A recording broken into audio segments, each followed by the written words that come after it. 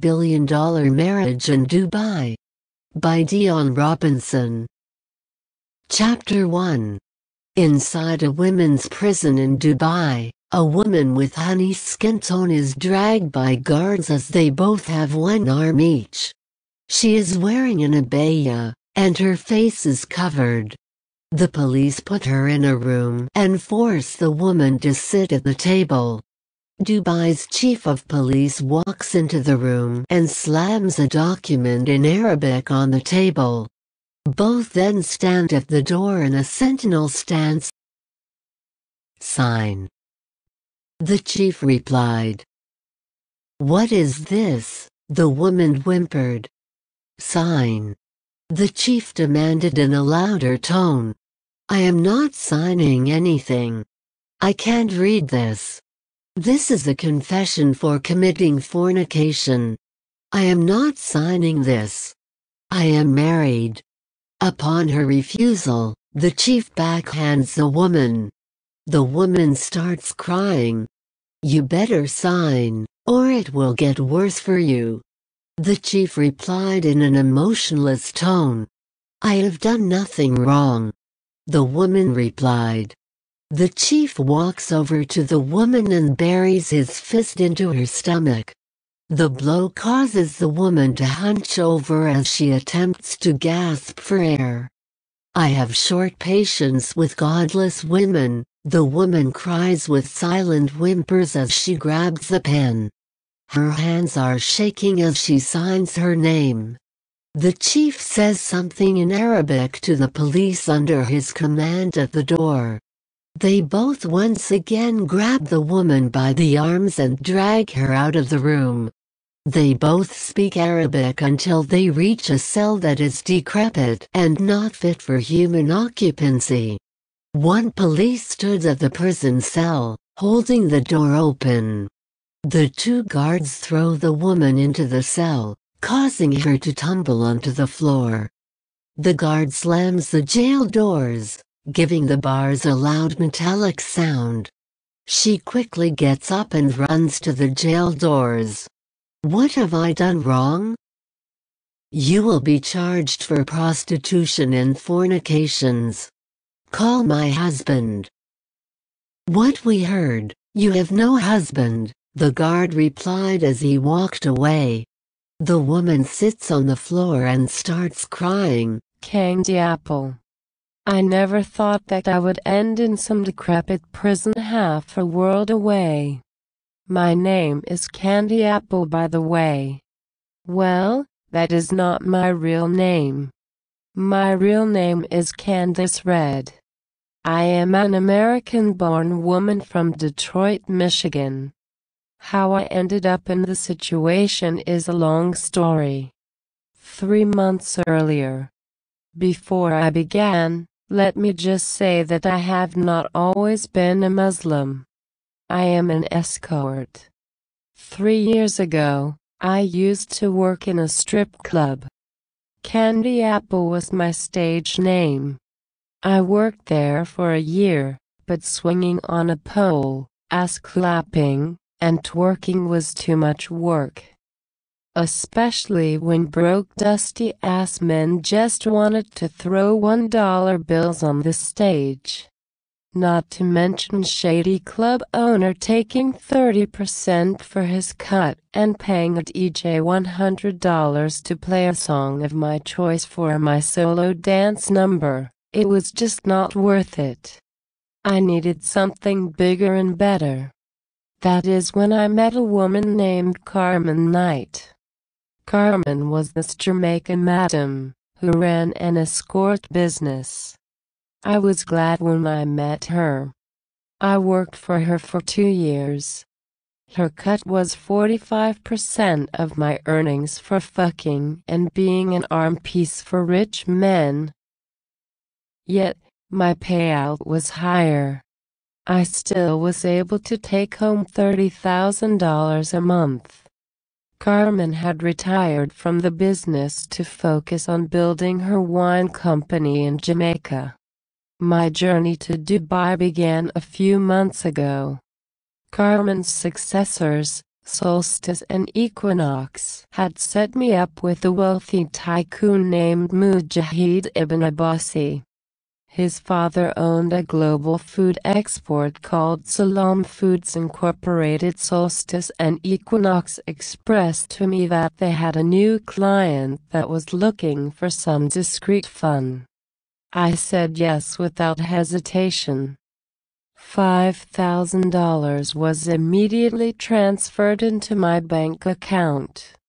That very night I was at Mujahid's hotel room at the Hyatt Regency in Dearborn. After asking the reception for a key card as I was instructed by Mujahid, I went to the hotel room and I found the room empty with a few exceptional suits, a suitcase, and a duffel bag. Apparently, he had not made it back to the hotel room due to his busy schedule. So I did what I normally would have done. I waited. I went to the bathroom to make sure my makeup was on point.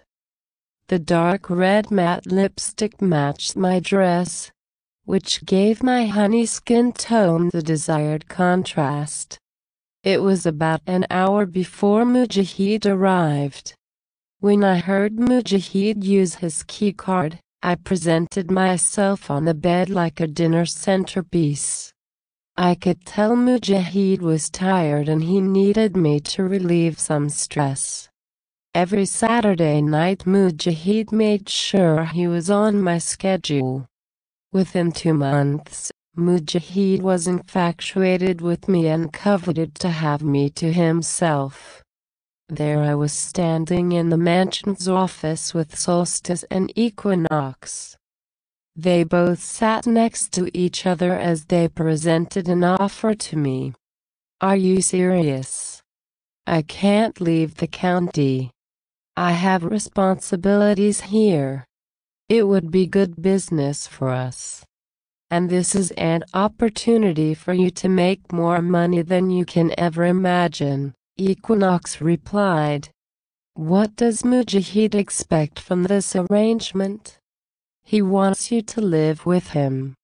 He seems to be a lonely rich man. And you know how lonely rich men are good customers. How much is he paying?" $3,000 a week. "You'll be getting half of that." Solstice replied. "I want to meet with him." "Why? Do you think I should be allowed to negotiate my own terms? If you like, we will arrange a meeting." I met with Mujahid in the secluded part of the mansion, where no eyes were privy to see. Mujahid sat at the garden patio that was in the backyard. I arrived at the mansion after spending the night with a customer. Once I split my earnings with Solstice and Equinox, I went to one of the empty rooms to freshen up. Once I went through my hygienic ritual of a shower and change of clothes, I sashayed to the patio. I made sure I gave my hips an extra sway of motion to catch his attention. When he looked up he smiled as if he won the freaking lottery. "Hello, Mr. Abbasi," I replied. "Hello," he replied with an Arabic accent. Once we traded formalities, I took my seat across from Mujahid and wasted no time in getting to the point. "I hear you want me to travel with you out of the country." "I do. I travel a lot, and I would like to have some company." "Where are you going?" "South Africa." "Why me?" "I am quite sure there are other women who would jump at the opportunity." "I have already invested time with you. I don't know about leaving the country with someone I don't know." "But you sleep with men you don't know." "Yes, I do, but I am with them for a few hours at the most, then I go home." I thought about that. That is why I am willing to pay you a monthly dowry of $10,000. What is a dowry? A dowry is a price a man pays a woman when he wants to marry her. You want to marry me? Yes. Well, temporarily. Temporarily. I scoffed. What do you mean temporarily? It's called a mukta marriage. We marry for a certain time, and then we divorce. How long is this marriage to last? 4 months maybe. I have to think about it. You have a week before I leave the country. After my meeting with Mujahid, I went home that night and did my research on mukta marriages. I found it degrading to the sanctity of marriage. However, I could not judge since I am a call girl. I read more. I find out that since he wanted to marry me, I am entitled to a marriage contract. I am going to have to split the dowry with solstice and equinox. So like a businesswoman that I am, I opened the Word up on my laptop and started typing, which was only one demand, and it was simple. I wanted $10,000 up front and $12,000 every month for my dowry. The $10,000 would go towards the escort business, while $12,000 a month will be all mine. I immediately called Mujahid and presented the list to him. He added a few demands of his own. I convert to Islam. I get on birth control as condoms would not be used in this marriage. Understandable, it would be unprofessional to get pregnant by a client. Once we agreed on the terms and money was exchanged, he took me shopping for the wedding. Usually, I would have been excited to shop. That was not the case. He brought along Islamic garb that covered me from neck to toe. The design of the dress was beautiful, but it was not my style. A Muslim woman in the store came to me with a headscarf she called a hijab. She helped me wrap it around my head. When I looked in the mirror, I looked like a real Muslim woman. Mujahid and I drove to a mosque in Dearborn, where a religious leader had performed the ceremony. After 5 minutes, Mujahid and I were married. I could not believe I did it. Just a few days ago, I was a single woman, hustling to make money to have a roof over my head. Now I am a Muslim convert, married to a man I don't know, and on my way to an estranged country.